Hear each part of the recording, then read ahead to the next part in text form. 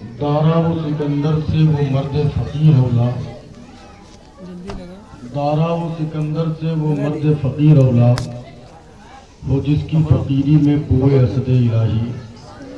اور اے طائر لاہوتی اس رزق سے موت اچھی، اے طائر لاہوتی اس رزق سے موت اچھی، جس رزق سے آتی ہو پرواز میں کوتاہی، جس رزق سے آتی ہو پرواز میں کوتاہی، عطار ہو رومی ہو راضی ہو غزالی ہو، عطار ہو رومی ہو راضی ہو غزالی ہو، کچھ ہاتھ نہیں آتا بے آہ سحر گاہی، کچھ ہاتھ نہیں آتا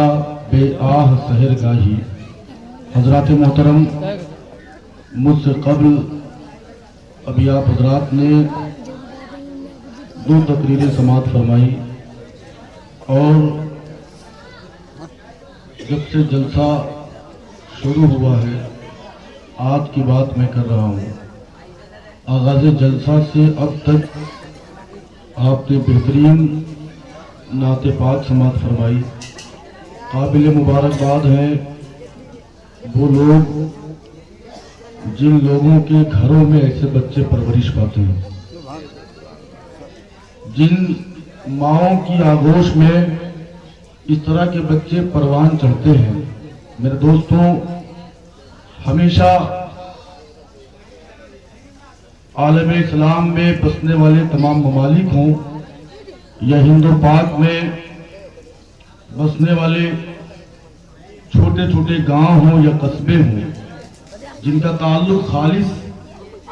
مذہب اسلام کے ماننے والوں سے ہو، مکمل طور پر مسلمانوں کی آبادی ہو، آپ نے غور کیا ہوگا کہ ہمیشہ ان گاؤں کی شہرت کسی نہ کسی مذہبی شخصیت سے یا مذہبی درسگاہوں کی بنیاد پر ہوتی ہے۔ بعض شخصیتیں ایسی ہیں کہ جن کے بنیاد پر ان کا پورا ضلع پہچانا جاتا ہے، جن کے وجود ناز کی بنیاد پر پورا شہر پورا گاؤں پہچانا جاتا ہے، اور الحمدللہ آپ حضرات بڑی مبارکباد کے مستحق ہیں کہ آپ کے گاؤں میں ایک نہیں کئی حفاظ کرام ہیں، اور جو الحمدللہ باضابطہ طور پر قرآن پاک کے حافظ ہیں۔ اللہ کے نبی صلی اللہ علیہ وسلم ارشاد فرماتے ہیں کہ کل میدان محشر میں جب نفسی نفسی کا عالم ہوگا، غور سے سنیے، میں لایانی باتیں نہیں کر رہا ہوں کہ آپ رسم کے طور پہ آ کے بیٹھ گئے ہیں، پوری توجہ میری جانب رکھیے، بلند آواز سے درود شریف پڑھیے۔ صلی اللہ علیہ وسلم، صلاۃ و سلام علیک یا رسول اللہ صلی اللہ علیہ وسلم۔ میں کوئی لطیفہ یا ادھر ادھر کی باتیں میں آپ کے سماعتوں کے حوالے نہیں کر رہا ہوں، نبی کی حدیث میں آپ کو سنا رہا ہوں، اور ایک حدیث سیکھنے کے لیے بڑے پاپڑ بیلنے پڑتے ہیں، اساتذہ کی جوتیاں 10 سال تک سیدھی کرنی پڑتی ہے، تب جا کے حدیث دانی آتی ہے، اور میں تو بڑی آسانی سے آپ کو حدیث پاک سنا رہا ہوں۔ اللہ کے نبی صلی اللہ علیہ وسلم کا فرمان عالی شان ہے، میرے آقا فرماتے ہیں کل میدان محشر میں جب نفسی نفسی کا عالم ہوگا، کوئی کسی کا پرسان حال نہیں ہوگا، ایک دوسرے اپنے اپنے اعمال میں مبتلا ہوں گے، باپ بیٹے کا ساتھ چھوڑ رہا ہوگا، ماں بیٹے کے کام نہ آئے گی، نفسی نفسی کا عالم ہے، کوئی پرسان حال نہیں ہے۔ میرے آقا فرماتے ہیں کہ ایسے عالم میں کچھ جماعتیں پیش کی جائیں گی، اور ان جماعتوں میں جتنے لوگ شامل ہوں گے سب کے سروں پر ایک تاج رکھا ہوگا، اور تاج کے چمکنے کا یہ عالم ہوگا، تاج کی رونق کا یہ عالم ہوگا، تاج کی رعنائی کا یہ عالم ہوگا کہ سورج کی چمک ان تاج والوں کے سامنے مانند پڑ جائیں گے، پھیکی پڑ جائیں گے۔ اتنے میں ایک جماعت اٹھے گی، وہ کہے گی کہ یا رسول اللہ یہ کون لوگ ہیں، یا اللہ یہ کون لوگ ہیں کہ جن کے سروں پر اتنا عظیم الشان تاج رکھا گیا ہے، جس کی بنیاد پر سورج کی شعاعیں مانند پڑ گئی ہیں۔ آقا فرمائیں گے کہ اللہ تبارک و تعالیٰ فرمائے گا اے میرے بندو تمہیں معلوم نہیں ہے یہ وہ مقدس جماعت ہے، یہ وہ مقدس ہستیاں ہیں جن کے بچوں نے قرآن پاک کو حفظ کر لیا تھا، جن کے بچوں نے اپنے سینوں میں قرآن پاک کو محفوظ کر لیا تھا، اسی بنیاد پر اللہ تبارک و تعالیٰ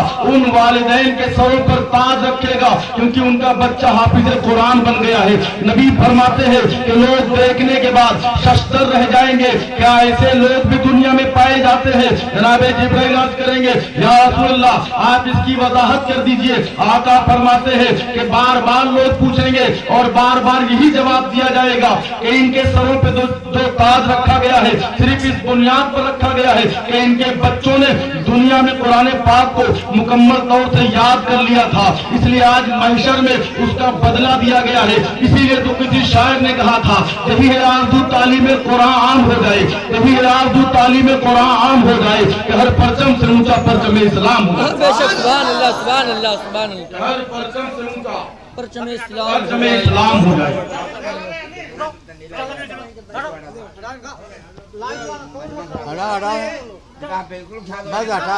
درود شریف پڑھ لیجیے۔ اللهم صل على سيدنا شفيعنا مولانا محمد وبارك وسلم صلى اللہ تعالی علیہ وسلم۔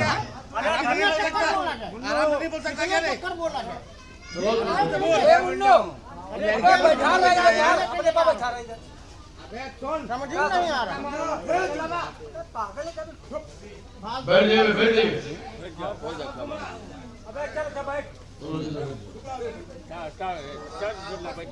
درود شریف پڑھ لیجیے۔ صلی اللہ علیہ وسلم صلی اللہ علیہ وسلم صلاۃ و سلام علیک یا رسول اللہ، صلاۃ و سلام علیک یا حبیب اللہ صلی اللہ تعالی علیہ وسلم۔ خدائے قدر و جبار کا ارشاد گرامی ہے یا ایھا الذین آمنوا استعینوا بالصبر والصلاۃ، کہ ایمان والوں مدد طلب کرو صبر اور نماز سے۔ اور آگے